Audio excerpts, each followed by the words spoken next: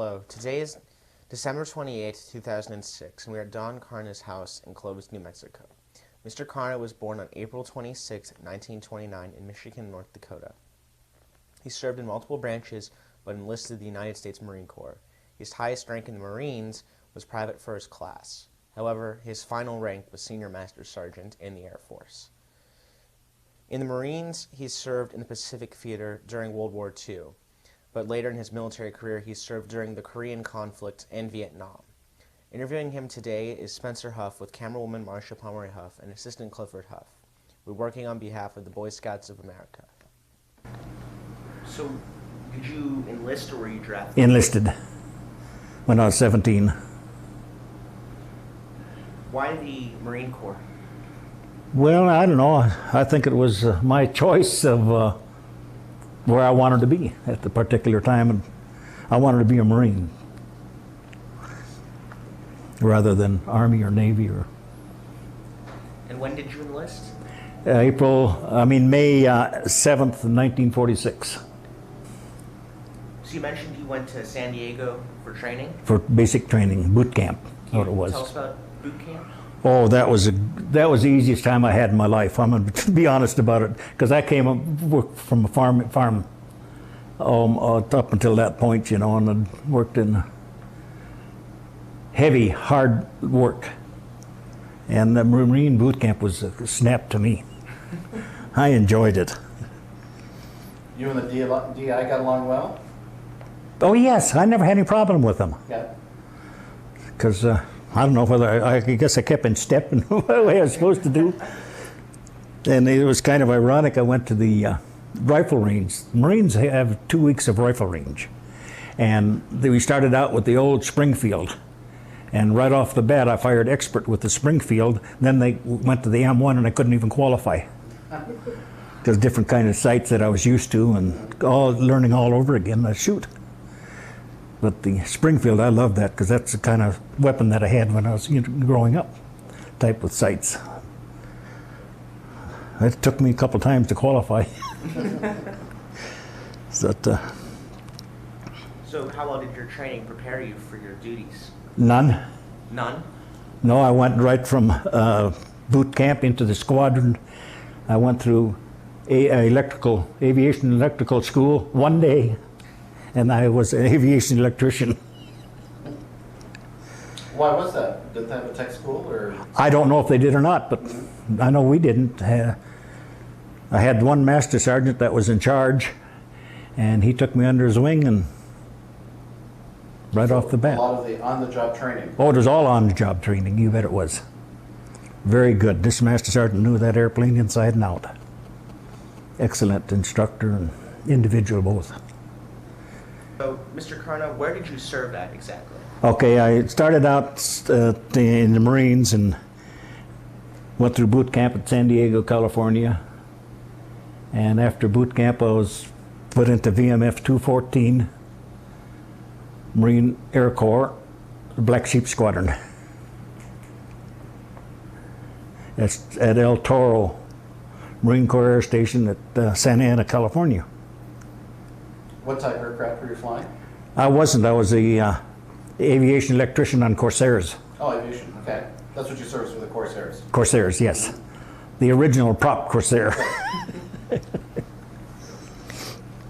And we were on aircraft duty then with the USS Rendova in the Pacific Ocean. There, we served out there for 6 months. And so how many aircraft were you responsible for maintaining? We had 24 Corsairs, yeah. And 2 of us to do all the work on them, electrical that is. Anything to do with electrical instruments. So how much maintenance per flight time did you require in a Corsair? Very little. Uh-huh. In fact, if it wasn't broke, we didn't monkey with it. Good idea. You know what I'm talking on that. Yeah. That was, there was no, if they had scheduled maintenance, I don't know anything about it. They flew them and. So were these World War II era Corsairs? Oh yes, oh yes. Corsairs. Okay. Yeah, yeah. So was Pappy Boynton still in the squadron at the time? No, he was long gone. Long gone. Yeah. Yeah, but he was still talk of the town. Who was your commanding officer? Major Peters. Mm-hmm. He was a commander at that time. How long were your sea tours? 6 months. 6 months. Yeah. Mm-hmm. When you only served in the Pacific? Pardon? You only served in the Pacific? Basically, and on any tours, yeah. Because when I went into the Army, I signed up for the Army after I'd been out for 3 months. And I didn't like civilian life. And, well, the jobs weren't that plentiful and they weren't that good in pay in 47 when I got out. And I enlisted in the Army and I going to Army Air Corps because I knew they were going to become the Air Corps in September that year. That's right. And I had a little unfortunate problem and ended up in the infantry. Did you ever hear of the self-promotion form? No, I never heard of that. Well, I was a PFC, and I got temporary duty waiting to be assigned to the Army Air Corps at the time. And I was working with a civilian as an electrician on the Army base. And he kept asking me, how come I'm only a PFC and go get this form? I don't remember what the number was. You know, it was a self-promotion form in the Army. And I thought he was talking about a bucket of prop wash, or, you know, that type of thing. Yes. Yes. And finally he convinced me, and I went up to military personnel, and sure enough, there was a form. I filled it out, took it into the detachment where I was assigned to, and the commander wouldn't sign it. I went back to engineers where I was working, and the civilian asked me if I'd done it, and I said yes. But the commander wouldn't sign it, and he said, give me that thing.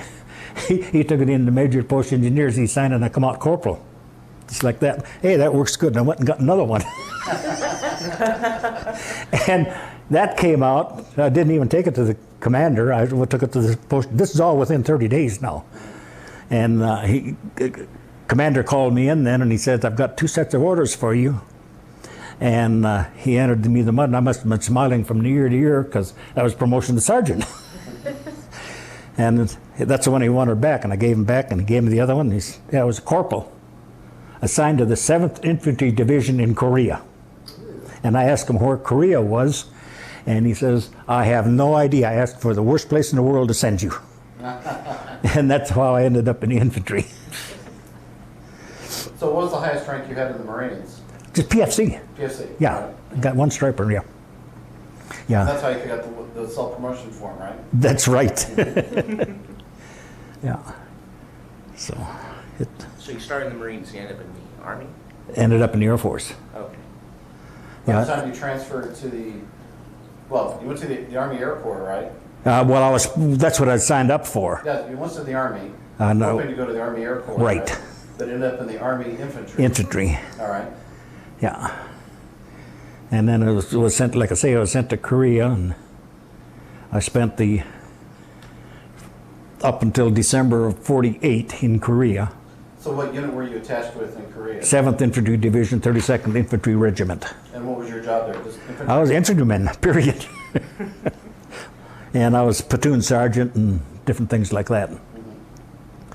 But, What were your duties as platoon sergeant? What did well, training, that's all. Training for infantry exercises and infantry training, type of training was all.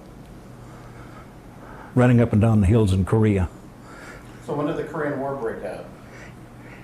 June of 50. 50, okay. Yeah, and went in December of 48, I went to Japan. And still assigned the 7th Infantry. They were deactivating the 7th Infantry in Korea and sending them to Japan. And I got sent to Camp Shimofening, I ain't even going to spell that for you, at Sendai, Japan. And I was an advance party there. And then I went into the 17th Infantry Regiment in Japan. And that stayed there. There again, it was infantry. I was platoon sergeant and most of the time there, and also battalion motor sergeant at the time. And this is as E4. So you were a staff sergeant? Nope, sergeant. The sergeant, okay. Yeah. In fact, Right. that's at the time Right. I went back to corporal because they changed the chevrons at that time. Oh, okay. So I went back to corporal, but it's still E4. Easily 4 rank. Yeah.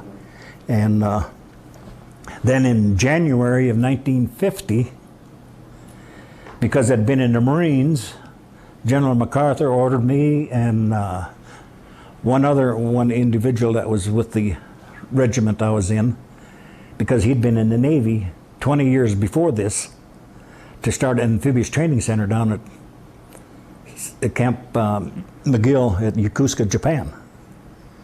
And this was January of 50. And then when the Korean War broke out, we were called together, and we are not going to Korea, period. We're going to stay here and train 1st Cavalry. Well, that night at midnight, come a knock on the door, bag and baggage, and they took us down to Yokohama Bay to the Navy. And I was NCOIC of a bunch of ducks. And because we were there, they took us out in the Navy and gave us LSUs. I don't know, you ever heard of that one? Landing Ship Utility. Right, okay. And they took us around Yokohama Bay, how to operate them and everything else. And then we loaded up next day with that's the training we got, next day with 1st Cavalry and headed for Korea. And I lost my Marine diesels on the way over, and I ended up getting towed by an LST. And just before we got in there, I finally got one of my Marine diesels running. And because I was the slowest one, I'm the first one into the beach. They rated, said, because you can't only go so fast there, you're going to be the lead into the beach. Right. You talk about scared. And anyway, when I dropped the ramp on the beach there was a life photographers taking our picture. There wasn't a North Korean, and of course, see, this is at the time that the North Koreans had all the military, U.S. troops and that in a 60-mile radius around Busan. They'd completely taken over Korea, just about 100%, except for that 60-mile radius. And then the Americans pushed back. And then, yeah, that's after we landed there, and then we made the Incheon landing later on in that year. So you were part of the Incheon landing? Yeah.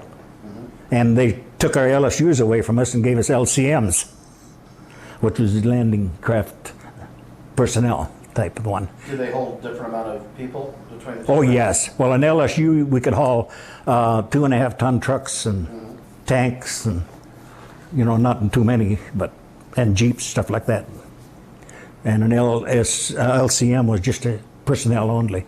Well, maybe you could put a jeep on it too, but it was mainly for landing personnel on the beach. A lot faster and smaller. It didn't have track, it was just prop driven?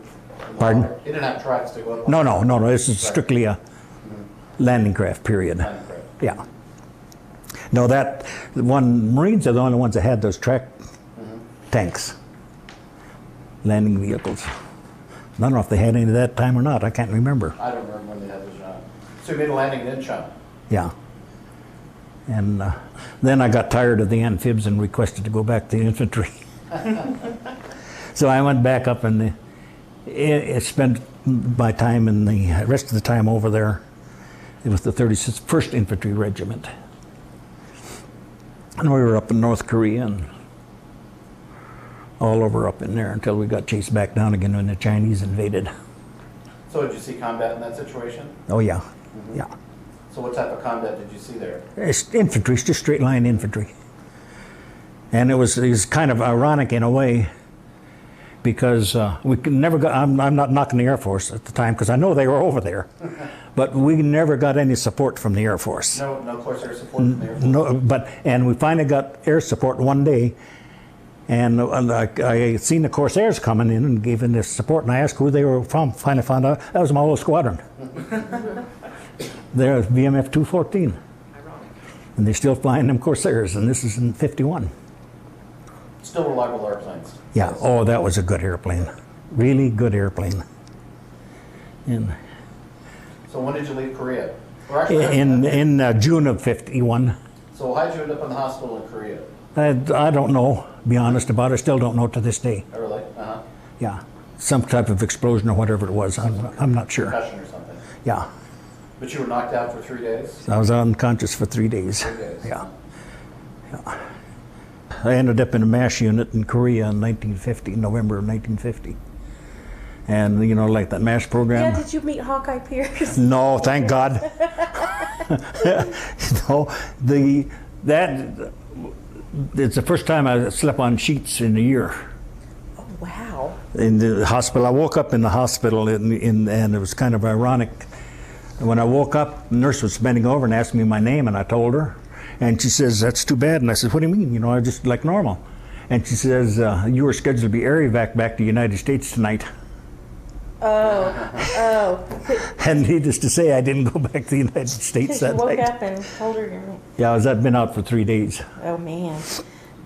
And did they ship you back to the States after that? Oh, no. You got back to the squadron? They sent us down to the hospital with the hospital train and to Busan, to the main hospital. And they wouldn't let me walk in that. You know how that is. Carry us into the hospital, and they lined us all up in the aisle in the hospital, and they went down and pinned the Purple Hearts on everybody and all this and that, and carried us out the next door. And didn't carry us out. We had to get off the stretcher and walked out the next door and went to the replacement center to go back to your unit. Oops. That's all right.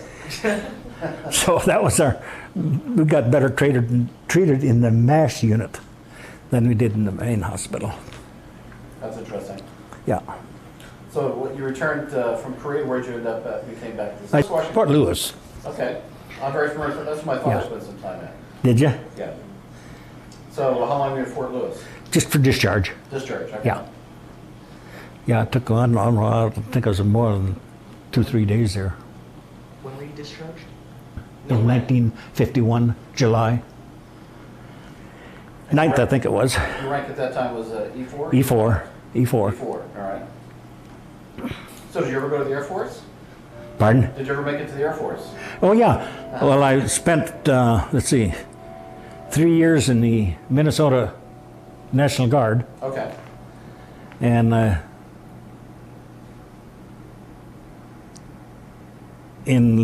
to 55, I think it was. I went up, going to join the Air Force, and I ended up in the Air Force Reserve up in Minneapolis. And 55, 56.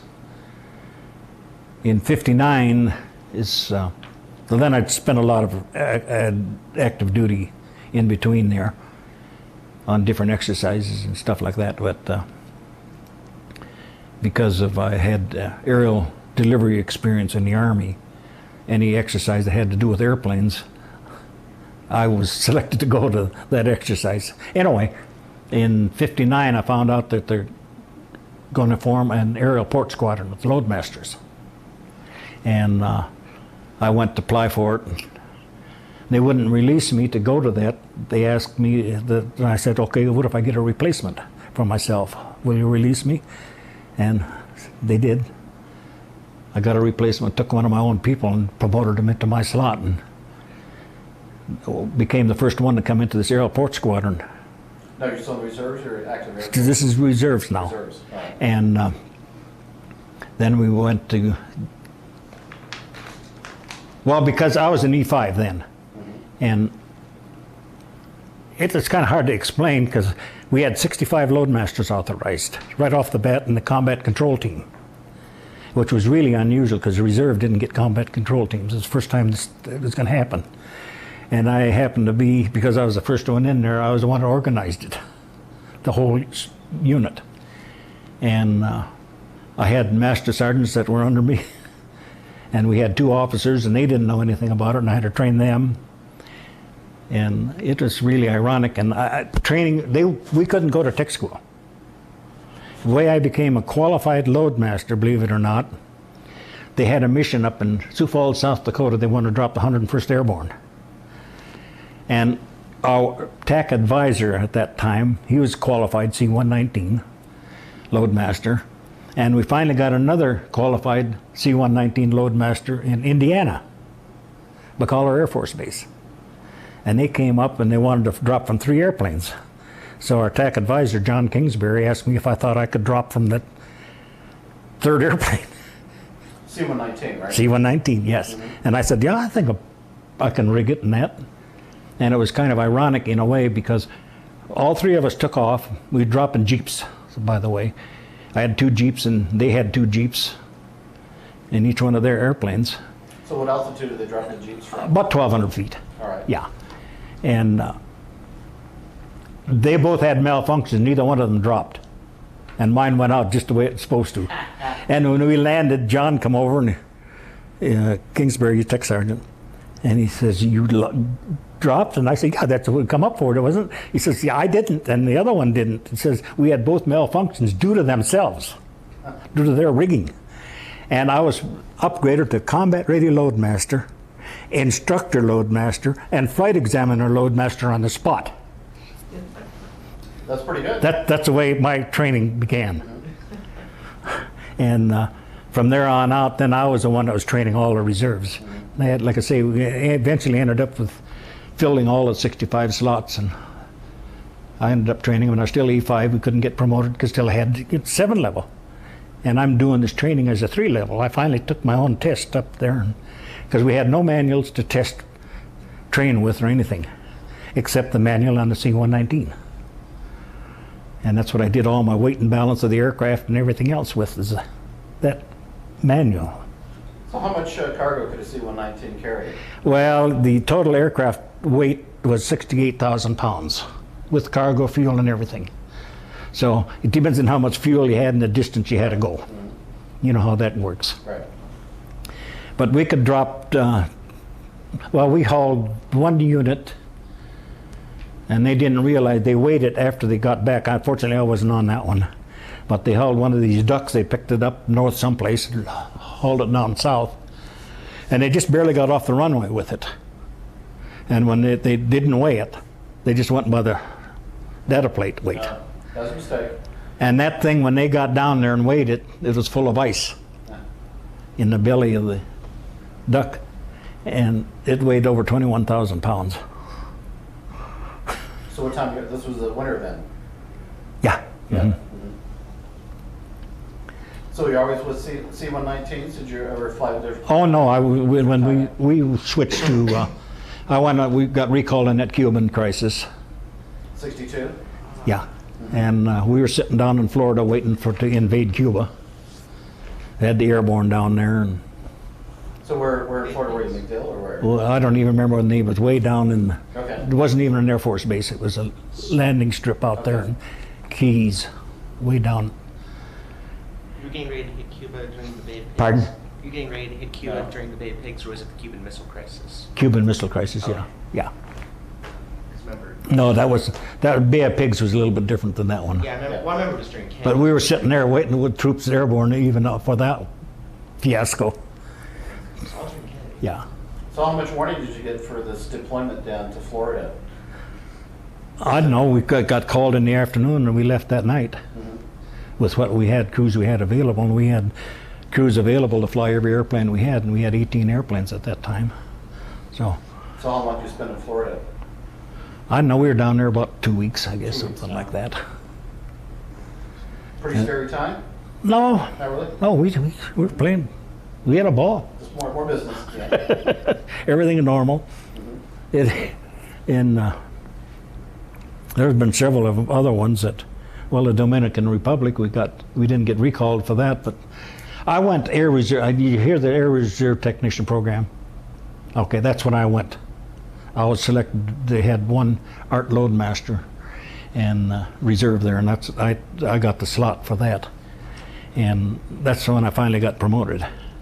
And I went from E5 to E7. Oh, you skipped E6? Yeah, I skipped E6. I had time and grade for everything. But, and then that's the highest we could go. And then finally, when we went to squadron size, it was E8. And then I had to get out of the Air Reserve Technician Program before I ever made chief, because I couldn't ever make chief in the reserves? in the Air Reserve Technician Program. I All right. couldn't make it because you go by regulations and got to have the slot and all this and that, and we didn't have slots. And we had one slot, but that was a straight reserve slot. But we went into the Dominican Republic, and that's the first time I ever got shot at. And we didn't know we'd been shot at even. The next morning we pre-flight in the airplane, we had 17 bullet holes in the airplane. So what type airplane was that? That was C-119s at that time. Yeah. We didn't go to 130s until 69. Big difference between a 130 and a 119. Oh, yes. Yeah. You can get from point A to B much faster and carry a lot more. So did they ever send you to tech school for the 130? Or No. Just kept on trucking on? Well, I shouldn't say, it wasn't a tech school as such as an MTD. MTD. Yeah, what they called it at the time, and just to get qualified, and it was 2 weeks. And then when it got, well, I could back up a little bit because got recalled to active duty. That was, we went on 130s then. After the initial call-up, they wanted loadmasters on active duty at Dias and different other places, and I got sent to Dias on C-130s. So when were you called back to active duty? That was in October of 62. 62. And this was in January then, when I went down to Dias, and that we had to cross-train the C-130s, and that there again, FTD for 2 weeks to learn the 130. And I went and asked him, I says, how come? Because the commander called all of us together the first day we were there and said we were worthless. He didn't want us, you know, gave us a good pep talk about how worthless the reserves were and all this and that. And we kept our mouths shut. And when I started FTD the next day, I asked the instructors if I could fly at night for qualification. And they looked at me like I was nuts. And they said, well, they'll find out. They didn't know. And they come back to me and said, sure, you can. And so I'd finish the FTD in the day, and then as soon as I finished FTD, I'd go out and fly for training. And when I finished the 2-week FTD, I was also upgraded to qualified loadmaster on the C-130 the same day, that night. And I got called in the next Monday morning, and this happened to be on a Friday night, to the commander, because somebody apparently told him that I was already qualified. He figured 18 months for us to qualify. And in 2 weeks, he's got the first one qualified, and he apologized.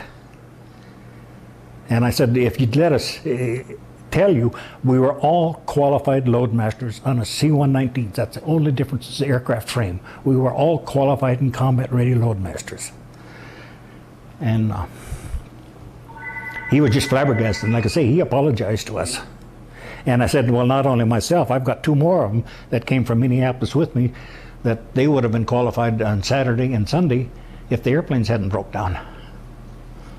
The way it was, they were getting qualified that day when, and then all 17 of them were qualified. We're the only 3 that did that flying at night. The others waited until after they were done with FTD before they'd go into So the training. nighttime work, was that with cargo or troops? Both. Both. Yeah. Yeah, in order to get qualified, you got to have both. And then that wasn't combat ready. That was just qualified, and to haul cargo and personnel. But for airdrop, then you had another phase. So did you ever get trained with LAPES, low altitude extraction on? Oh yeah, yeah. I had all of that. Uh-huh. Yeah. So is that much trickier than doing a mid-altitude? Well, actually, it was easier because you didn't have to monkey with the cargo parachutes. And see, we had to do all our own packing parachutes and everything. And airport as a loadmaster, that was part of your qualifications. And just to give you an example, I don't know if you know the size of those cargo parachutes, but the big one was 100-foot diameter. It weighed 250 pounds by itself, if you can imagine a parachute weighing that much. And from the apex down to the clevis, or we attached it to the load, was 55 feet. And one of those parachutes, you could drop 3,500 pounds with it. So did they, the same rigging shops that do the parachute packing for troops, or did you have your own shop for packing chutes? Well, there was no such thing as shop. You did it on the hangar floor. You did on the hangar floor? Yeah. But,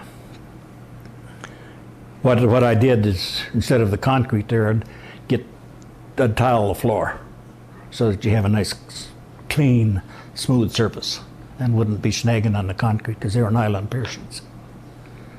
Yeah. It took 4 hours 4 people to pack one of those big cargo How many parachutes. Yeah, people it took. yeah.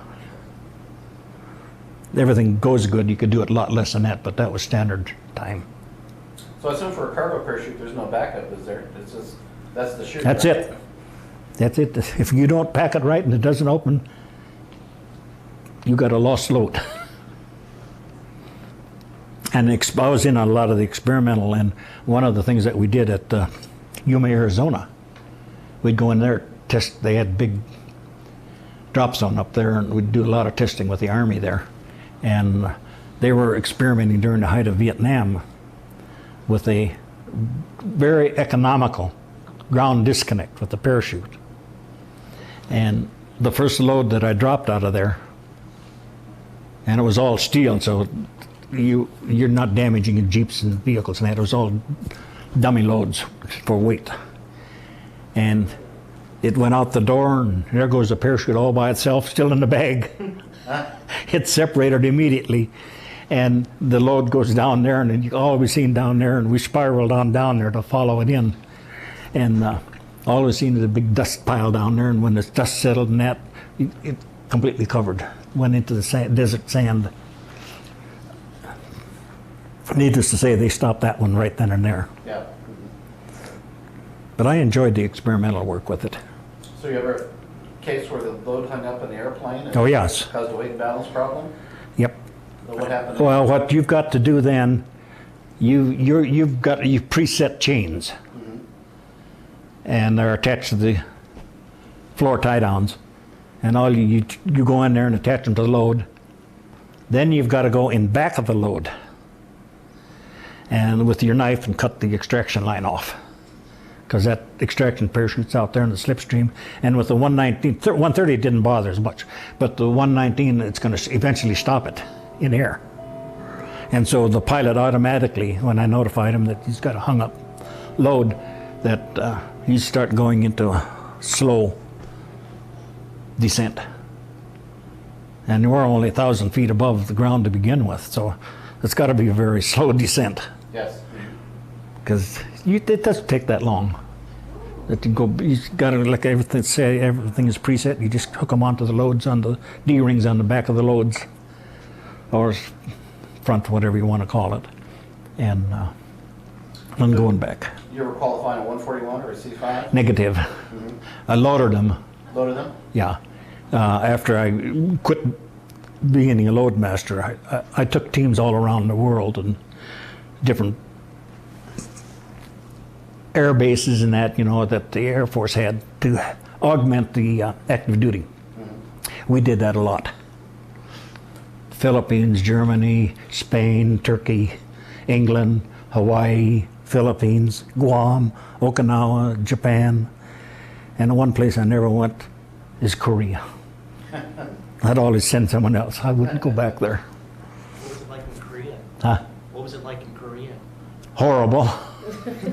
The first time I was there, I didn't like it. It stunk so bad that, and that's when it was still after the Japanese occupation, and they were just learning to be independent on their own. They hadn't known any difference. So I assume you spent a lot of holidays away from home? Just about all of them. About all of them? Yeah. Uh-huh. This is, in fact, if on that spell that I was on active duty in the Cuban crisis, I was home more then than I was ever in my reserve time. Because for 20 years, my wife raised our kids. Because I was gone just about all the time. Because if I couldn't get a reserve to go when I was there reserve, I had to go on that reserve technician program. So active duty, you were home a lot more than I ever was in the reserve. That's interesting. Yeah. I'd always thought the reserves were called up a lot more now than before, but Yeah. it sounds like the reserves were doing their bit. We were doing it, well, from the time that I went in it, really. And the saddest part of it was during the original time I went in the reserve, we didn't get paid per diem.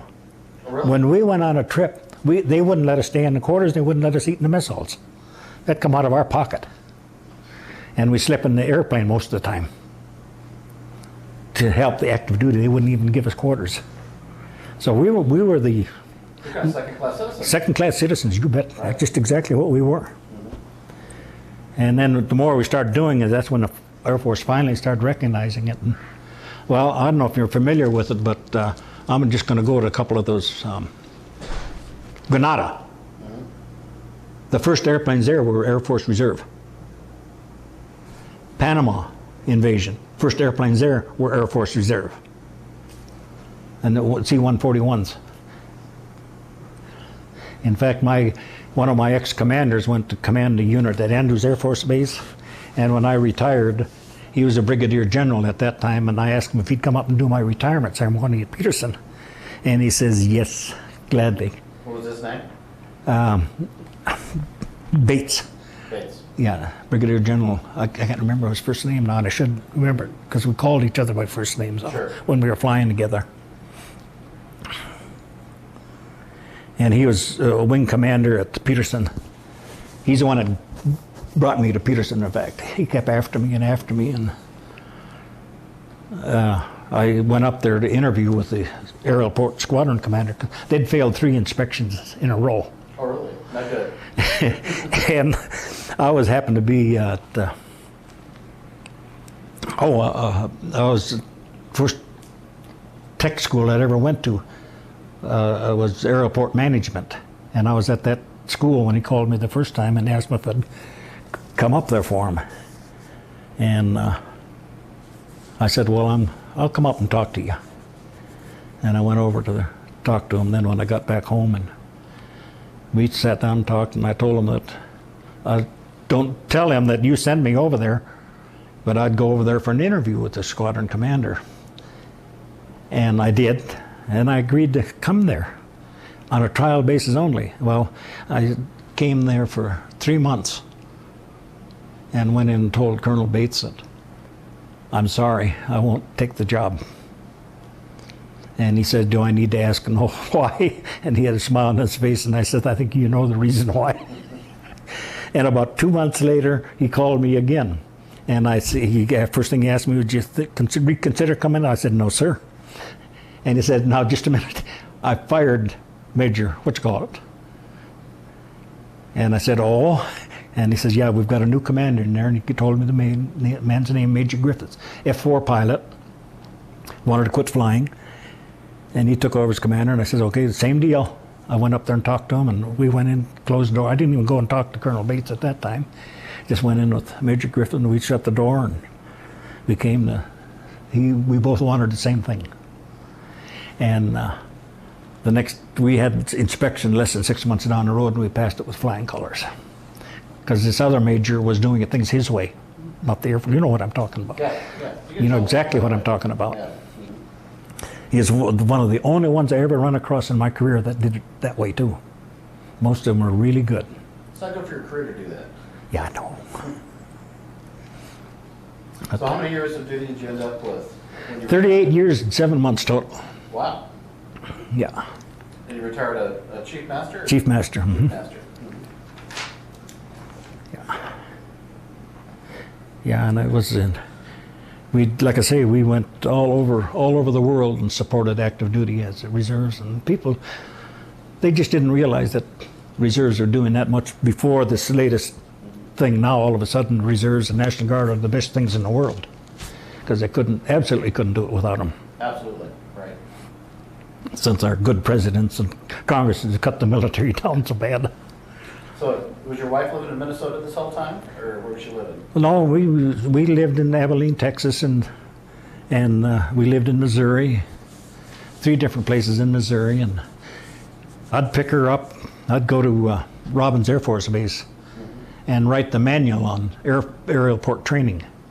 I did that for about 2 years after I was out of the art program, and I'd spend up to 60 days and 90 days at a time on active duty, going down there and writing this aerial port training manual,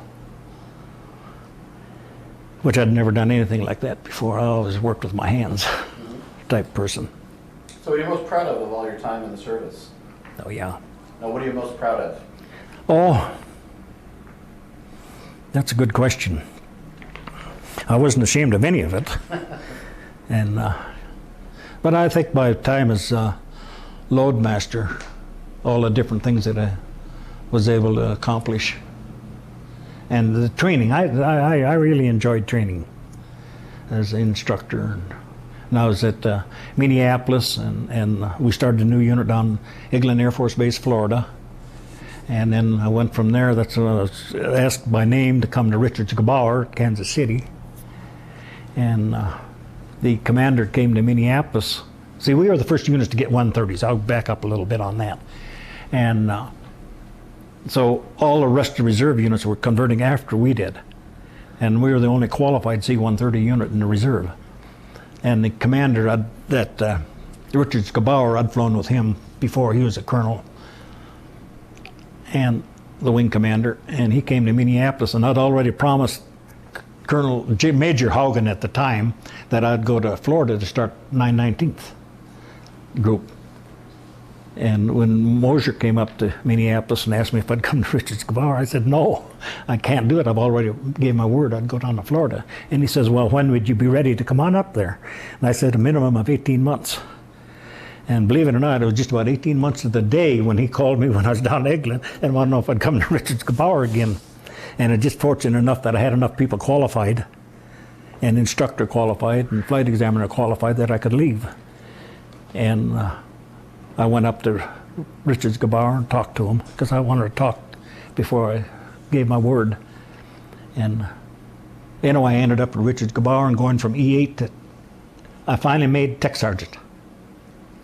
And this was the agreement, because he was having a problem with the Air Reserve technician people. And I told him I would come on up there and help him out with that. And at the end of 90 days, I went in with him, and all written down, and recommended that they fire everybody. And I said, even including myself, so that you start out with a clean slate. Well, he couldn't do it. You know what I'm saying there. It takes more than that. And but the Air Force ended up consolidating the two squadrons and making one oversized squadron. So that eliminated them. And well, guess who ended up in the position? And I ended up in that position, got my E8 back again. So as the flight master or the load master, did you have to keep a log of time you spent in the air, or what? Oh yeah, oh yes. Do you have some rough idea how many hours of? A little over 10,000 hours. 10,000 hours? Yeah.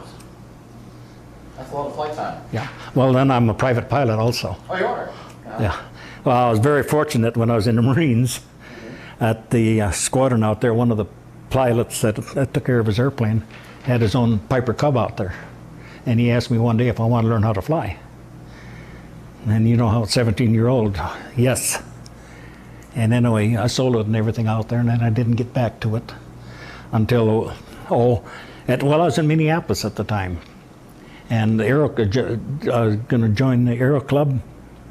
And we took the first flight in the Aero Club's airplane as an Avion, if you're familiar with that one.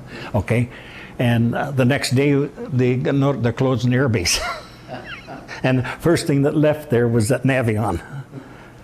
And then I didn't get back to it until the wife gave me some flying lessons. I think it was in 69. Yeah, I'm going to use 69 anyway. And then I went to Southport Airport. It's about a half mile from where we lived at that time. And then took lessons over there. And then that's in 70, transferred down to Eglin, Florida. And I started flying again down there. I'd been flying on a student license all the time. And then I bought my first airplane down there. What'd you buy? A Cessna 172. Oh, 172, nice airplane. IFR equipped, brand spanking new. Wow. And well, there was a purpose to that. I'd asked the fixed base operator there if he could find me a good used airplane. And he called me out one day, and that was the only airplane sitting there. And I said, something's going on here, and it was. And I said, is that what I think it is out in front? And he just said, yeah. And he says, wait a minute. And he says, we can get it for dealer cost because there's no dealer down here. And I'll rent it back from you for instrument training and for commercial pilot training, not student, but for those two. And well, to make a long story short, I paid for the airplane in 18 months.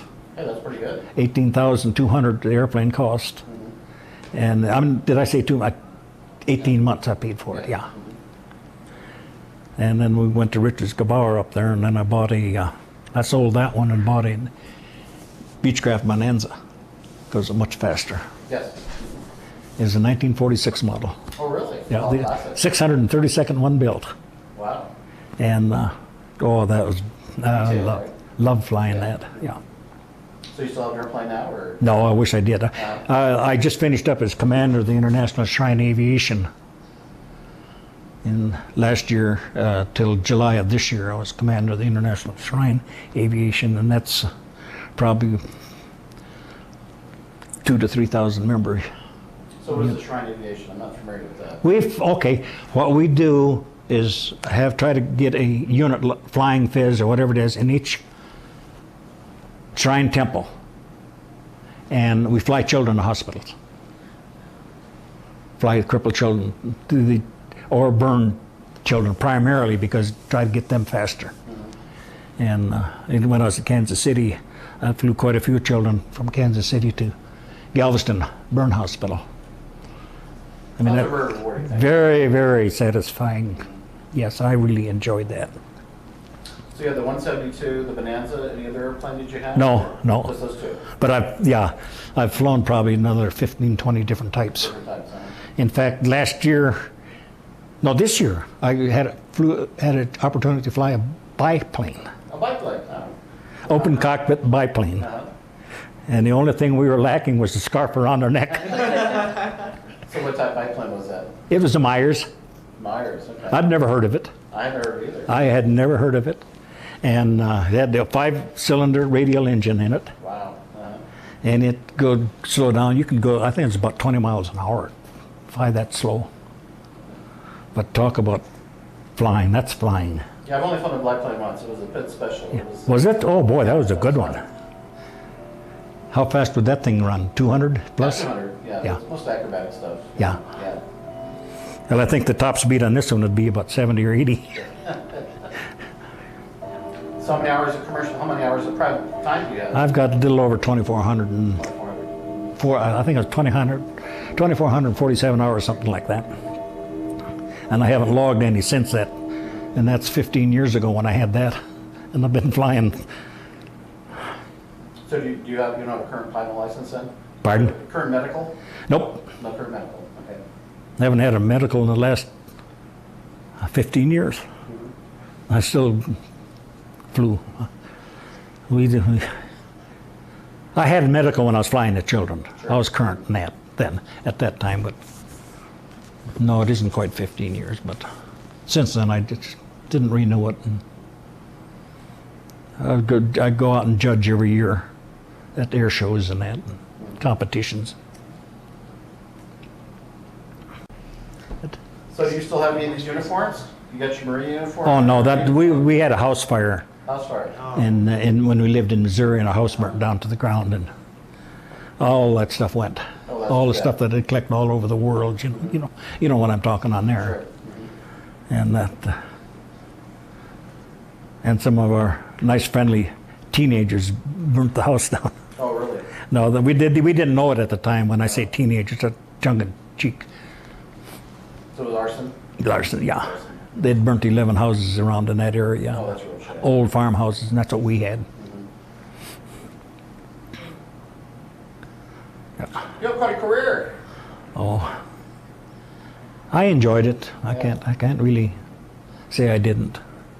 So did you get any guard spots like Thule, Greenland, or Alaska? Yes, Or all of them. All those Yeah. guard spots? Yeah, and landed with the skis on that C-130 at Uh-huh. Thule, and we didn't use them in Greenland, but Oh. they were on the airplane. We didn't, because we landed on their runways, and Did you ever fly to Antarctica? yeah, Uh-huh. That'd be pretty interesting. Was that C-130? C-130s, yeah. Ski models, of course. But we'd get on some missions, people don't realize this is another thing that the Air Force did, is we'd be going to Panama. I'm just going to use that as an example. We got diverted to look for 2 drug planes. they disappeared off the radar scopes. And so they gave us the coordinates where they disappeared. We were the closest airplane. And it and then another time here in the United States here, we were going to down south, I don't remember what, and anyway, over in Arkansas, another one had went off their radar scope, and it was a drug plane, and they wanted to see if we could find that one. And of course, we never did, but there's things like that that add a little spice to it. And we had a lot of maintenance, never crashed with it. That's a good thing. Yeah. Yeah. A friend of mine, I talked him into becoming a load master, and this one still had 119s, and he was in 3 of them. He walked away from all 3. And the last one he was in, the C-119 cockpit, when they crashed on the ground, hit the ground and sheared the gear off, and it went down for some reason. The cockpit did a 180 Oh, really? from the fuselage. And when they came to a standstill, they were all hanging down on the seat belts. And the only thing he got when they released the seat, he cut his thumb some way or another. That's the only one that even got it hurt of any kind. None of them were broken, nothing else, no cuts, no nothing. So in all this time with pack and shoots, did you ever jump out of an airplane? One time, but I was in the Army then. In the Army? Yeah. See, when they sent us to aerial delivery school up in Japan, when I was stationed in Japan there, I got selected for that again. And that was, the Army said that we were attached to the 188th Infantry Regiment, Parachute Infantry Regiment, and we weren't jump qualified, we had become jump qualified. So you had a static line jump? Yeah. And after the first, we all wanted, there was 12 of us in that class, and we all wanted to get the jump, and none of us wanted to get qualified. See what it's like, and that's the only one we quit right then and there. And we refused to jump after that. It's not very good to jump out of a perfectly good airplane. That's good. That doesn't make sense to me. They shot at you a grenade? We shot at Port-au-Prince. Port-au-Prince? Yeah, Okay. Haiti. Was that small arms fire in the airplane? Small arms in the Yeah, airplane? I'm sure it was, because they were just bullet holes, you know. Yeah. We could see all the tracers out there, but I didn't see any coming at us. But and one of the scariest things that I ever had though when I was flying is going into Guantanamo Bay at the Cuban crisis. And those in Cuba on Guantanamo Bay, before you get in there, the whole corridor is lined with anti-aircraft guns. Oh, really? Oh yes. Oh, okay. And you could just see them following you as you're going in, landing, and coming out. It was the same way. If you even strayed from that corridor, they'd shoot you down. So do you ever go to any reunions of any sort or anything like that? No, the only reunion I went to was the 96th Squadron up in Minneapolis. I went to that, and that's when the wife found out about some of the stuff that I did when I was flying, because one of the aircraft commanders, he was a wing squadron commander at the time, he come up and started talking to Gladys and telling her about how I saved the airplane. And it was just that one of the instances where you said the load hung up. The only time I ever had a hung up load. And he said he went back there and he saved us from crashing. Very important. Yeah. Keep the balance right. Yeah. But I never told her. She never knew it, those kind of things. Wives don't like to hear that sort of stuff. Yeah. But she didn't enjoy flying too much with single engine airplane. Or she went fly with you? Yeah, she flew with me, but she found out what it was like to fly in a glider. Oh, I like flying in gliders. So your engine cut off? Yeah, the 172. We visited her daughter up in Minnesota and taken off there and got up about 3,500 feet and the engine quit. Oh, really? Carburetor ice. Did you have to make a forced landing or did your engine start again? Well, I was still in contact with Minneapolis radio, and I just told them I was going to try to make Northfield, which is 11 miles ahead, or I'd put it down in the cornfield if I couldn't. And they said there's a dirt strip 6 miles east. I said turning east. And on final, I got it started again. But I still landed and checked everything out. Right. Make sure it was Yeah. one of those. I don't like engines stopping on airplanes either. No. Did you